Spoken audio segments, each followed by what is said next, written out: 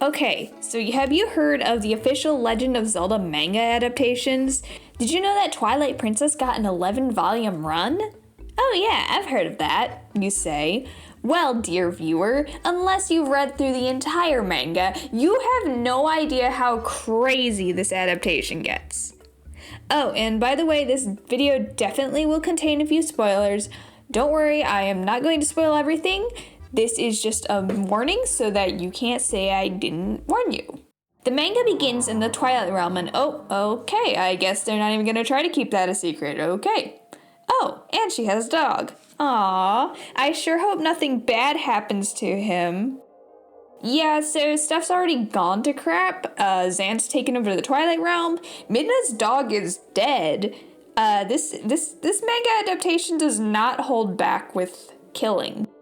The first volume really leans into the darker themes of Twilight Princess and has definitely earned its T rating. Now, back to the story. We finally get to see Link. In the first couple volumes, he's kinda really feminine looking? At least in the face, that is. Like, dang, I guess I should ask him how he does his eyeliner.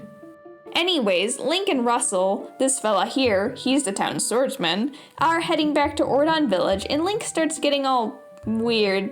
Oh, nah, he's just hungry. Good thing Russell invites him to dinner. Oh gosh, Link! Russell's son, Colin, I'm gonna call him Colin, is absolutely enamored with Link because he's got the coolest job imaginable. He's a ranch hand? Wait, what? Yeah, for some reason this kid thinks being a smelly ranch hand is way cooler than being a swordsman like your dad. Well, at least for now. Luckily for Link, he has to kindly fix the problem with some goats. After rounding the goats up, Link is, oh no, not again! Also, throughout the story, the characters keep talking about how long Link's lived in Ordon Village for. In this volume, they say a year and a half, but in a later volume, they say a year. So the amount of time keeps changing, and it kind of drives me crazy. Like, I get it, translating Japanese to English is not easy, but they should really at least try to keep the numbers relatively consistent. Okay, rant over, back to the story. After Link is, how do I put this? Violated by the vicious gremlin known as Mallow, the mayor asks Link to deliver something to Hyrule Castle. Link, however, turns down this offer. Huh, that's kind of weird. It's nothing. Anyways, we then meet Ilya, who is totally not into Link or anything, and everything is back to sunshine and rainbows. Nothing bad is about to happen or anything. Yippee! Oh boy, PTSD time! Yay! If I looked out my window and saw that thing, I would go back to my PTSD-induced nightmare. So Link and the demon spawn, that is Colin, go fishing, and Ilya and the other kids join him because literally everyone in this village is in love with Link or something. Some of the kids love him so much they practically want to be him. Cut to this brat, Tallow, who suddenly wants to be a ranch hand because he saw Link being all cool. Of course, this makes Colin very, very, very, very, very jealous. It's at this point where Link kinda snaps at everyone. I wonder if there's something he's hiding. Link's bizarre behavior continues throughout the day, and weird things are starting to happen in the village too. The next day, Link is still having weird dreams. Tallow continues to be a horrible brat, demanding that Link make him his apprentice. Link, being in the bad mood he is, shoves Tallow aside and continues on his not-so-merry way. Of course, Tallow, being the absolute brat he is, decides, he'll do it himself. And by that, I mean ride Epona. This will most certainly not lead to anything bad happening at all. No siree. So, Epona runs away into Farron Woods with Tallow and Mallow on board. Well, Ordon Village, led by Russell, go out in search of Epona and the kids, and it's here where we meet this freaking racist dude? Like, seriously, what the heck, man? Not cool. This guy sucks. We hate this guy. With this, Link runs off and finally admits to Russell that he kinda effed up a few years back and kinda made his entire village disappear. Whoops. So, as it turns out, Link was actually a knight in training, and he was really, really good. One day, one of his friends goads him into coming to see the Garof sword, a spooky-looking sword that's stuck in a rock. His friend attempts to pull the sword, but unsurprisingly, he fails because he's not a main character. Then Link pulls it out because he is a main character, and all hell breaks loose. It turns out the sword was plugging a hole of some sort, and when Link pulled it out, it sucked everything up. Except for Link for some reason. Oh, also this creepy dude grabs onto him, so he's just a little bit traumatized. Just a little. And I'm not sure how I forgot about this for so long, but Link has the Triforce symbol on his left hand, which is why he, of all people, was able to pull the sword. This will be important later most likely, but not now. Anyways, this is why Link has been behaving so erratic. He's been lugging around all this baggage for the past 2 years.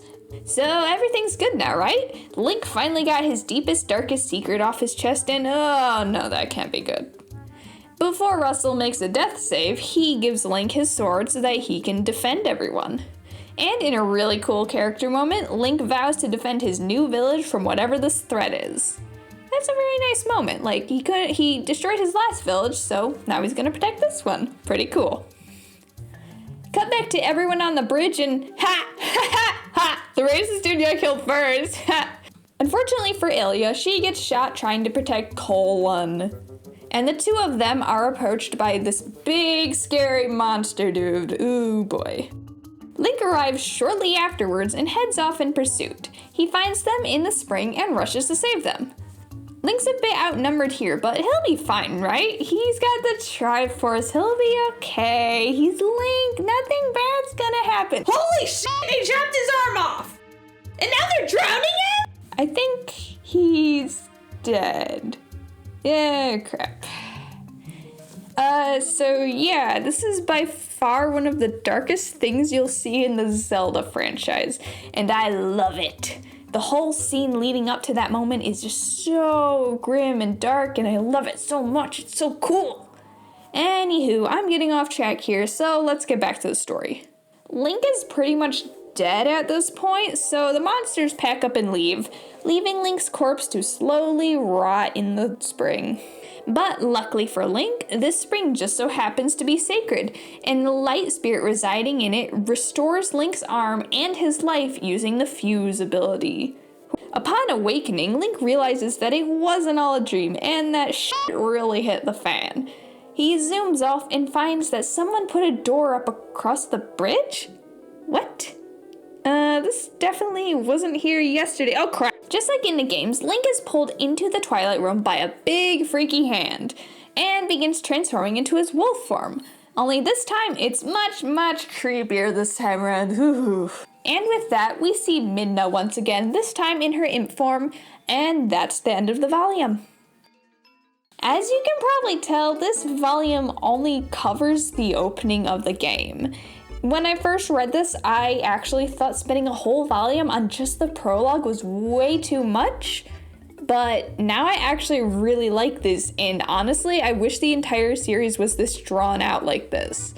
I actually have a lot to say about all these books, so maybe if this video does well, I'll make more like it, I don't know. So yeah, that was just the first volume of the series, and there are 10 more volumes in the series to go over. Oh goodness, oh my goodness. So the writers had a lot more time to introduce and develop concepts and characters. Tonally, the first volume is a lot different from the others, but if I had to guess why that is, it's likely because the series was started back in 2006, but due to age ratings and whatnot, it didn't get published until 2016. Also, holy crap, this came out 7 years ago. What? But if you think this series sounds interesting, I would absolutely recommend checking it out. It has gorgeous art, which only gets better as the series progresses. Plus, minor spoilers for a later volume, but we get to see shirtless Link. Anyways, I have been your host, QZ, and thank you for— oh gosh, they're back!